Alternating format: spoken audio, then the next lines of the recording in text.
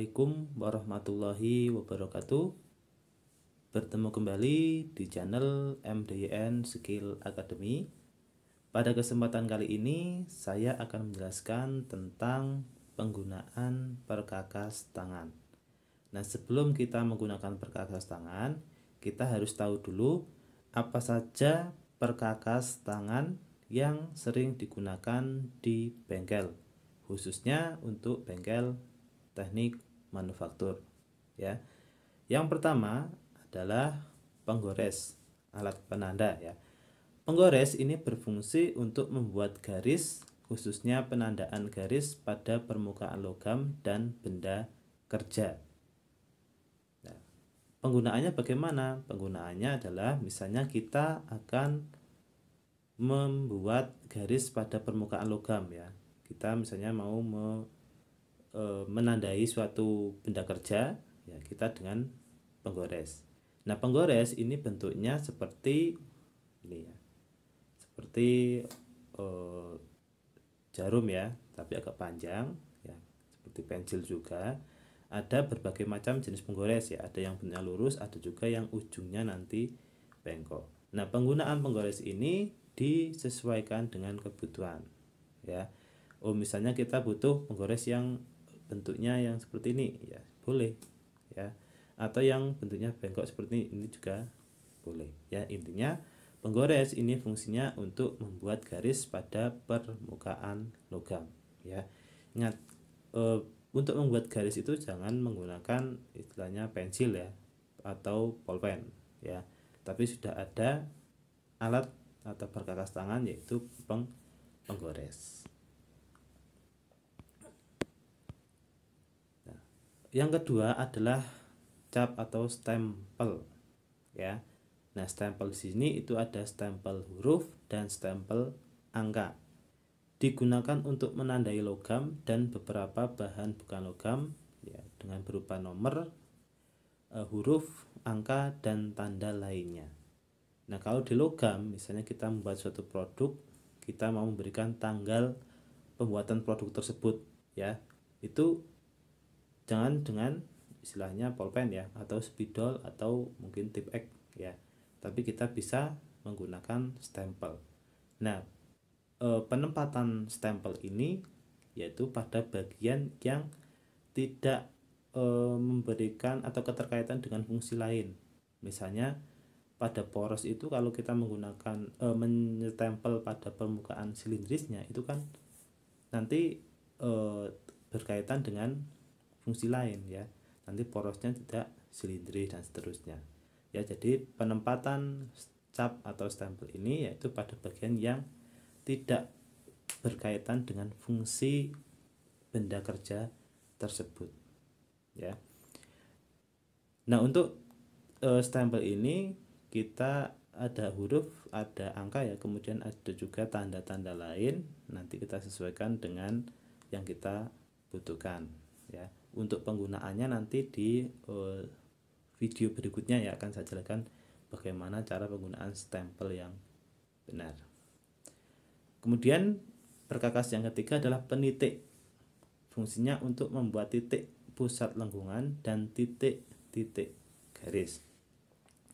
Nah, selain fungsi tersebut juga bisa digunakan sebagai titik awal kita mengebor, ya. Jadi kalau kita mau mengebor permukaan ini biasanya kalau langsung dibor ini tidak sesuai dengan titik yang akan kita buat, ya. Jadi misalnya kita mau membuat, nah, misalnya ini, ya, lingkaran sini, ya, titiknya tengah sini. Nah, ini harus di titik dulu, ya. Pusat yang mau dibuat lubang itu harus di titik dulu. Supaya apa? Supaya saat kita mengebor ini tidak bergeser, ya. Kemudian juga bisa untuk membuat titik-titik garis, ya. Ini biasanya untuk di pekerjaan bangku itu banyak, ya, penggunaan seperti ini, ya. Berikutnya adalah jangka tusuk, ya. Ini untuk melukis atau membuat lingkaran, busur, ya, di permukaan logam. Ini berbeda dengan jangka pada gambar teknik, ya. Untuk jangka gambar teknik ini dikhususkan di kertas, ya. Kalau ini khusus di permukaan logam, ya. Kita mau membuat mau menggambar sebuah lingkaran atau busur, ya kita bisa dengan ini jangka tusuk, ya. Berikutnya adalah jangka hati. Ya, ini biasanya digunakan untuk membuat garis pada permukaan logam yang sejajar dengan sisi benda. Ya, misalnya ada sebuah kubus, kita membuat garis, ya, garis pada sisi satu dengan sisi lain yang sejajar, ya, maka kita dengan menggunakan jangka hati, ya, istilahnya adalah jangka hati. Tadi yang sebelumnya itu adalah jangka tusuk, ya. Nah, yang sekarang itu adalah jangka hati. Berikutnya pahat. Nah, pahat di sini bukan pahat yang digunakan seperti di mesin bubut, ya, tapi ini adalah pahat atau namanya tatah, ya. Digunakan untuk keperluan seperti memotong, membuat alur, meratakan bidang, dan membentuk sudut. Ini biasanya digunakan di pekerjaan bangku juga. Kita mau membuat chamfer pada sebuah kotak, ya. Kalau di pelajaran nanti di materi ada pekerjaan kerja bangku, itu biasanya ada materi ini, ya. Memotong menggunakan pahat, memotong menggunakan meratakan bidang dengan pahat dulu, ya. Kalau kita mau meratakan bidang yang banyak, ya, yaitu dipahat dulu, ya. Nanti setelah lebih sedikit, ya kita gigir, ya, supaya rata, ya. Membentuk sudut sama tadi, membuat chamfer misalnya, ya, balok, kemudian kita buat sudut kemiringan chamfernya, ya, dengan pahat. Berikutnya adalah gigir. Nah, ini alat perkakas tangan mungkin yang di pekerjaan bangku yang sering digunakan atau sering kita temui adalah gigir. Gigir terbuat dari baja karbon tinggi yang ditempa disesuaikan dengan ukuran panjang, bentuk, jenis, dan gigi pemotongnya. Nanti bentuknya macam-macam, ya. Ada yang gigi pemotong itu hanya satu garis, ya. Ada yang bersilangan, ya. Ada juga nanti gigir yang bentuknya kecil, gigir yang bentuknya bulat, yang setengah bulat, ada yang segitiga, yang segi empat, dan seterusnya, ya. Gigir ini fungsinya untuk mengikis benda kerja, ya, itu gigir. Nah, ini bentuknya, ya, ada gigir plat, ya, flat, ada gigir setengah bulat, ada gigir segi empat, gigir bulat, ya, gigir segitiga, dan gigir pisau. Nah, penggunaannya tentu disesuaikan dengan benda kerja akan kita buat. Misalnya kita membuat lingkaran, lubang, ya, lubang, tapi mau kita gigir, ya. Lubang itu misalnya kurang besar, kita gigir. Nah, itu pakai yang bulat. Atau membuat misalnya celah atau alur, ya, kita bisa dengan yang segi empat, seterusnya, ya. Jadi penggunaan gigir ini disesuaikan dengan pekerjaan yang kita lakukan, ya. Kemudian, nah, ini gergaji, ya. Gergaji tangan yang digunakan adalah untuk memotong benda kerja yang selanjutnya untuk dikerjakan kembali. Ini gergaji besi, ya, bukan gergaji kayu, ya. Jadi di bengkel manufaktur itu nanti kan kita berkaitan dengan besi, ya. Otomatis gergaji yang digunakan adalah gergaji besi. Nah, bagiannya nanti ada sini, ya, sengkangnya, sini juga ada mata gergajinya ini, ya. Itu penggunaannya tuh nanti di video berikutnya mungkin akan saya jelaskan bagaimana penggunaan gergaji. Nah, ini daun gergajinya. Jadi kalau kalian pernah lihat, ya, itu ada gergaji yang satu sisi single cut, ada yang dua sisi atau double cut. Nah, yang satu sisi otomatis kalau misalnya sisi satu sudah tumpul, ya, ganti, ya. Tapi kalau yang dua sisi, misalnya satu sisi digunakan selesai, ya, mungkin dua sisinya bisa digunakan lagi, ya, sisi lainnya. Nah, tabel ukuran mata gigi atau gergaji, ya. Jadi untuk mata gergaji ini ada ukuran jumlah gigi per 1 incinya, ya. Jadi bisa dilihat. Nah, setiap 1 inci ini ada mata gergajinya berapa, ya. Ada yang 14 sampai 18, ini digunakan untuk bahan pejal ST37, tembaga, kuningan, besi tuang. Nanti yang semakin kecil lagi itu untuk bentuk tebal ya, dan baja karbon tinggi yang lebih keras. Nanti yang lebih kecil lagi ini untuk bentuk tipis, plat, kawat, lipat yang tipis ya. Itu penggunaannya. Nah, kenapa harus dibagi seperti ini? Karena nanti kalau kita misalnya memotong bentuk tipis plat misalnya ya. Kalau kita menggunakan yang 14 sampai 18 gigi per inci itu nanti akan sulit. Ya, kita motongnya itu akan tersendat-sendat. Ya, karena jumlah giginya terlalu renggang gitu ya dalam 1 inci. Tapi kalau kita menggunakan yang 32 ini akan lebih mudah ya, karena kerapatannya itu akan berbeda ya. Jadi pembagian ini memang sudah diperhitungkan ya. Nah, kemudian berikutnya adalah mata bor. Mata bor atau bor spiral ini terdiri dari sudut total dan sudut bebas yang biasanya terdapat pada alat mata bor ya. Nah, mata bor ini nanti berbeda dengan rimmer ya. Mata bor itu biasanya nama lainnya adalah drill ya. Ini berfungsi untuk membuat lubang ya.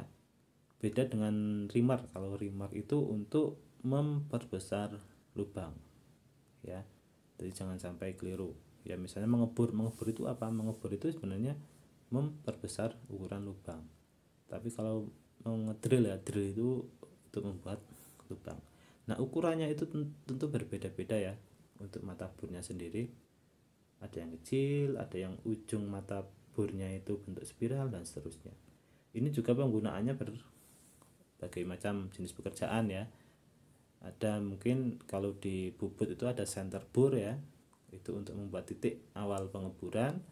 Ada juga nanti mata bor beton dan seterusnya ya. Itu penggunaannya tentu berbeda-beda. Berikutnya ada rimmer. Rimmer ada yang dengan rimmer mata rimmer ya. Ini rimmer tangan ya. Kalau di bubut ada rimmer hanya saja diletakkan di kepala lepas ya. Nanti di cak drill, pasang cak drillnya pasang di kepala lepas untuk merimmer. Fungsinya untuk memperhalus permukaan lubang ya, dan memperbesar lubang yang telah kita siapkan sebelumnya. Nah, biasanya kalau di pekerjaan suatu produk itu ada istilahnya toleransi sesuaian ya, misalnya 12H7, 12G7. Nah, itu tidak bisa kita gunakan langsung ber 12 ya, karena itu ada toleransi geometriknya, toleransi sesuaiannya, sehingga kita harus menggunakan ini namanya rimmer ya, supaya lebih halus. Membutuhkan lubang dengan kehalusan N7 ya, tidak bisa kita langsung dengan bor 12 ya. Bornya 11,7 dulu baru nanti ke rimmer. Senai ya. Senai ini untuk membuat ulir pada bagian luar ya. Nanti lawannya adalah tap. Tap ini untuk membuat ulir bagian dalam ya, bentuknya seperti ini. Ada rumah senainya, ada tangkai senainya ya, nanti kita tinggal dibuat diameter yang mau dibuat ulirnya, kita paskan ya. Kemudian yang berikutnya tap tangan. Nah, tap tangan ini agak berbeda dengan senai. Kalau senai tadi hanya 1, kalau tap tangan, tap ini nanti ada 3 ya, 3 buah dalam 1 set. Nah, ini jangan sampai keliru. Biasanya penggunaan tap ini banyak yang keliru ya, dikira 3 itu sama semua dipakai acak. Nah, enggak boleh ya. Jadi ada urutannya 1, 2, 3. Mudah ya, ada tap ponis, tap antara, dan tap rata. Yang bentuknya runcing itu yang digunakan dulu, baru yang agak rata, baru terakhir yang rata ya. Jadi jangan sampai keliru. Kalau keliru gimana? Kalian ngetapnya susah, sekaligus mata tapnya ini rawan patah ya. Jadi kan sini ada itu ya, 1, 2, 3 itu sudah berurutan ya. Berikutnya adalah palu ya. Palu biasanya digunakan di bengkel pemesinan ya. Biasanya kalau kita butuh untuk dipukul ya, kita sesuaikan dengan palu. Nah, palu biasanya paling banyak memang palu kunde ya. Ragum. Nah, ini setiap bengkel biasanya pasti ada namanya ragum ya, untuk menjepit benda kerja ya. Misalnya kita mau mengikir, memahat, nah, memegang benda kerja atau menjepit benda kerja itu dengan ragum. Nah, ukuran ragum nanti ada yang kecil, ada yang 6 in, ada yang sekian in ya, itu disesuaikan dengan besar pergerakan rahangnya ya, rahang maksimalnya itu berapa ya. Itu untuk ragum ya. Mungkin itu saja yang bisa saya jelaskan di alat atau perkakas tangan ya. Di video berikutnya nanti akan saya jelaskan bagaimana kita menggunakan penggores yang benar, bagaimana kita menggunakan kikir yang benar dan gergaji yang benar ya. Mungkin itu saja yang bisa saya sampaikan. Semoga video kali ini bermanfaat. Saya akhiri, wassalamualaikum warahmatullahi wabarakatuh dan salam kompeten.